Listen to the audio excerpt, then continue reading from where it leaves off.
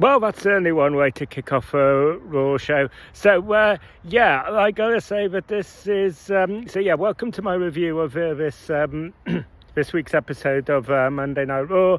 I got to say that this was arguably... I hesitate to say that this was the best episode of Raw all year. Obviously, we've had a lot of episodes, so I'd have to kind of go away and review it. But this is definitely up there with amongst one of the best episodes of Raw that we've had all week, and I can tell you why. So this episode of Raw, it started off with we had John Cena celebration in the hometown of Boston, Massachusetts.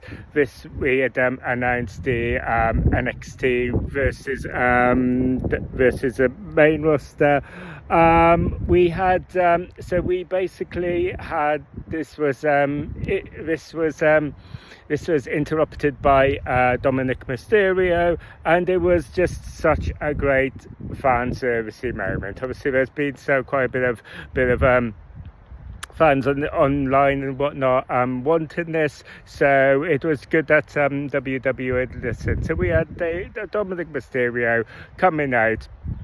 Cut this promo, really generated real heat in the only way that Dominic Mysterio could, and just really impressed with Dominic Mysterio's mic skills here. Really, really good promo as well. Really good promo from Dominic Mysterio and John Cena here, and so we were basically looking at is this going to be kind of a start of a build towards Survivor Series?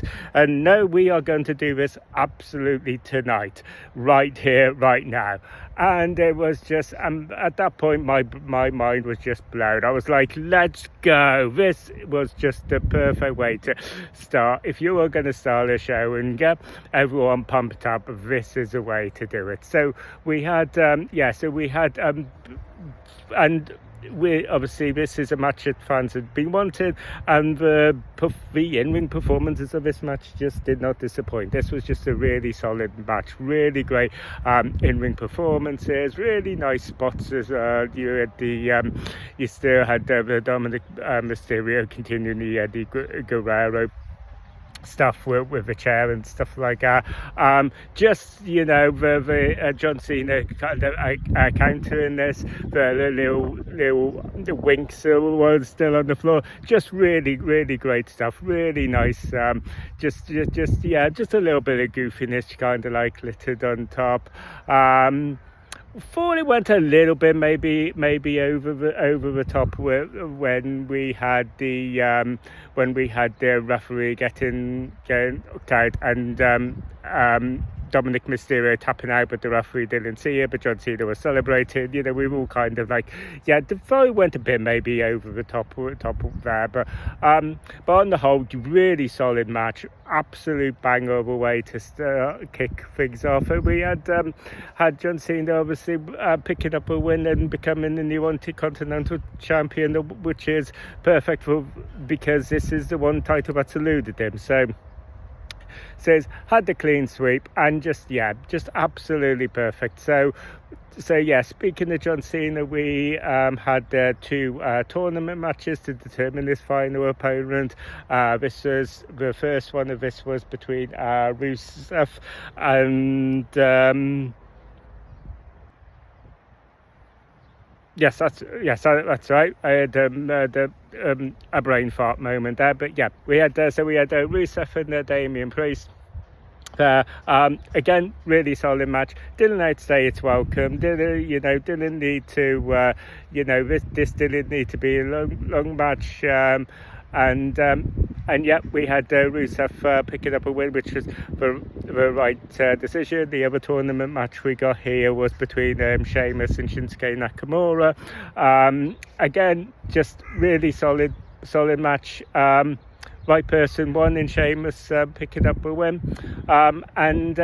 Just really just solid matches that didn't need to kind of like outstay their welcome. They were quick, but that's all they really needed to be. They didn't need to really outstay their welcome. So especially with all the other stuff that we had going on here. So we had let's talk about some of that other stuff. So we had some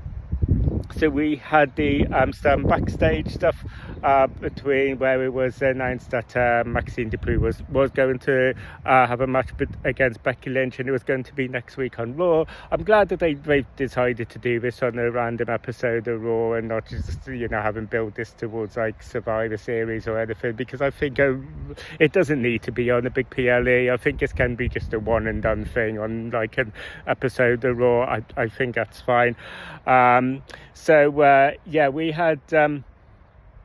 We had Stephanie Valquer in her match against Roxanne Perez, and you know what, I would have said that this was the only thing but if we're going to pick I hesitate to say that if I had to say that this was going to be the one weakness in the show, and that's I know that sounds really disparaging, and I don't mean it like that, but because this was a fine match, but I just mean in terms of you could have maybe looked at this as maybe the lowest point in the show, in terms of just everything else that was going on here, because everything else was just so high stakes, so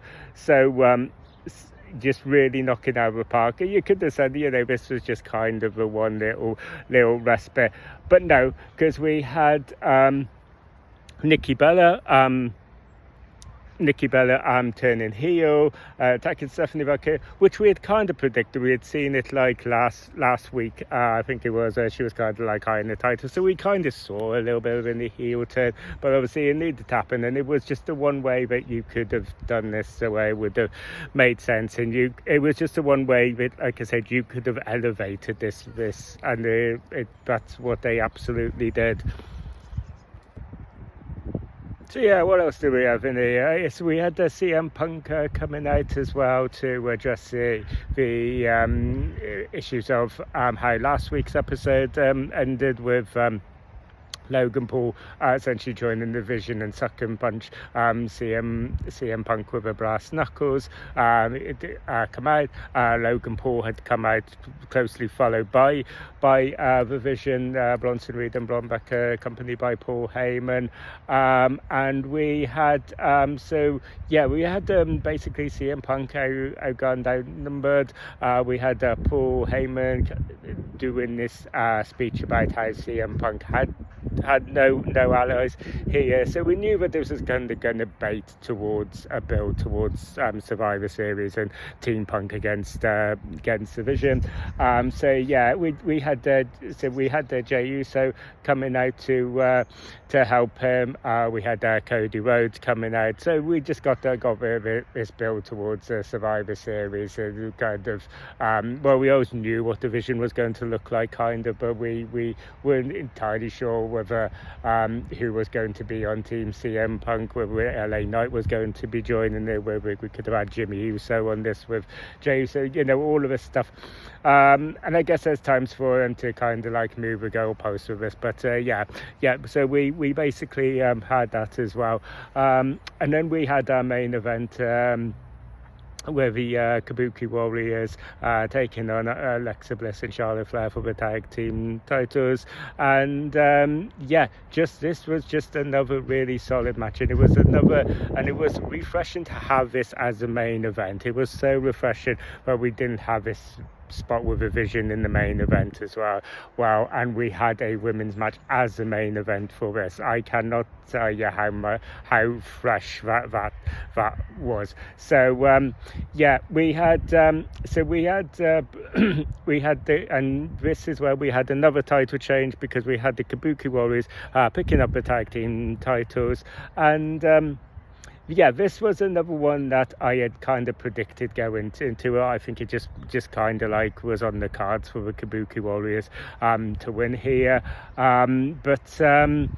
I would have said that the only thing I didn't really like was the manner in which they won, where we had Lash Legend and Nia Jax coming out to make the interference. And I mean, I have to say that's just I only kind of like say that as a negative just for my own personal taste and my own subjective self, because there is this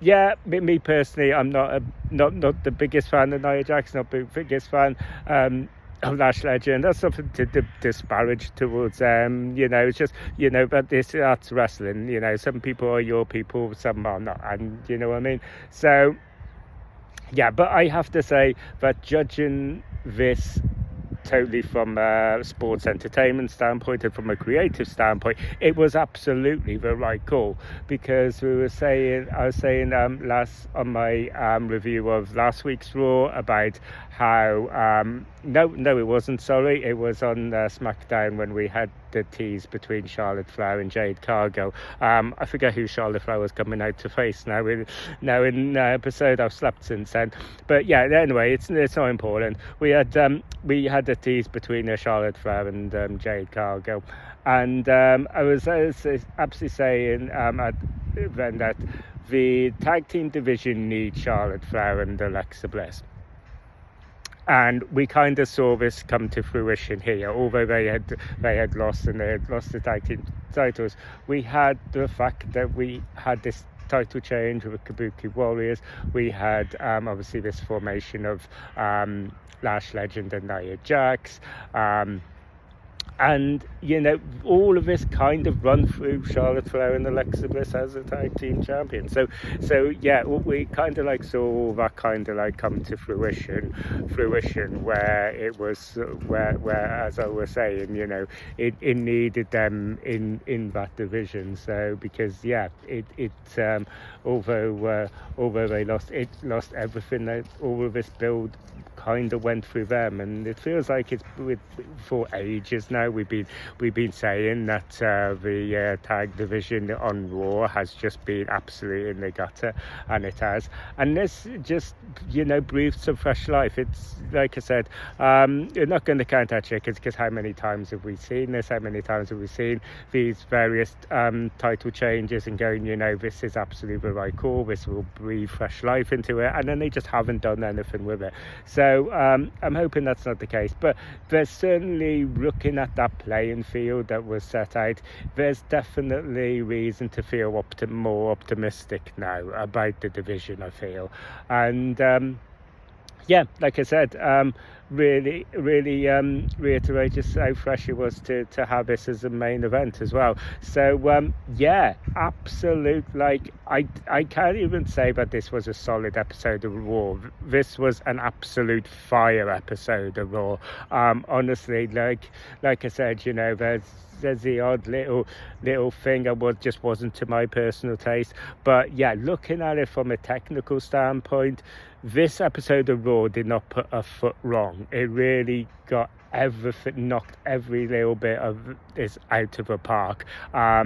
Just everything was solid. We had the curveballs, we had the fan servicey moment, we had lots of titles on the line, and yeah, we just basically, yeah, it just did everything. It just really ticked all the boxes, and like I said, it wasn't just a solid episode, it was an absolute fire episode, and I think it does absolutely deserve to be right up there.